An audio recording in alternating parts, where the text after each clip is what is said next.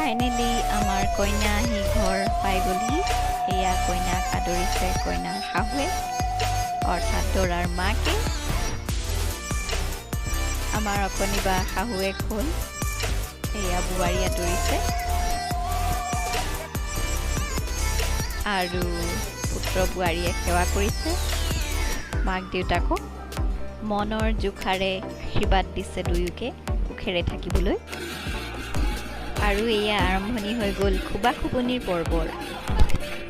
ভিনদেউহঁতৰ নামঘৰতে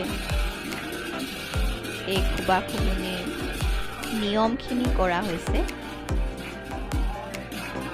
নিয়ম কৰি থকাৰ মাজতে আমাৰ কইনাৰ নন্দেকে আৰু দৰাৰ ভনীয়েকে দুয়োটাকে নগুৰ নাগতি কৰিছে। বিভিন্ন ধৰণৰ পলিথিন, কাগজ, কাপোৰ, বটল এইবোৰ বান্ধি দুয়োটাকে খোবা খুবি নামৰ ফুটফুটনিলৈ ৰূপান্তৰ কৰিছে। পুৰা বান্ধিছে কাৰ্টুনৰ পেকেটটো ককায়েক নবৌয়েকৰ ফালে কাপোৰৰ লগত মিলাই যত যিমান পাৰে সকলোবোৰ বস্তু আনি বান্ধিবলৈ তাই চেষ্টা কৰিছে।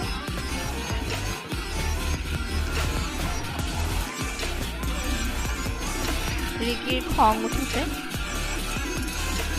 গৰম উঠিছে, চুলিখিনি বেয়া হ'ব।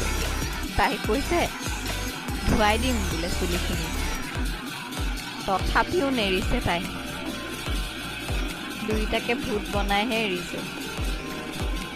গৰম উঠিব বুলি আয়ো দেহি দুইটাকে পিচিও দিছে। আৰু এতিয়া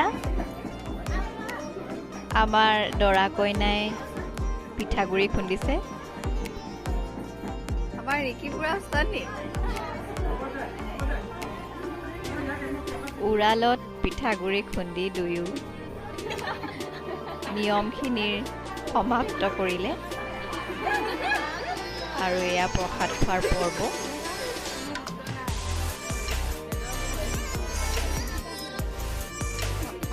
ইয়াৰ পিছতে সকলোখিনি নিয়ম হোৱাৰ পিছত আশীৰ্বাদ দিয়া হৈছে দৰা কইনাক, লগতে তাত উপস্থিত সকলোকে।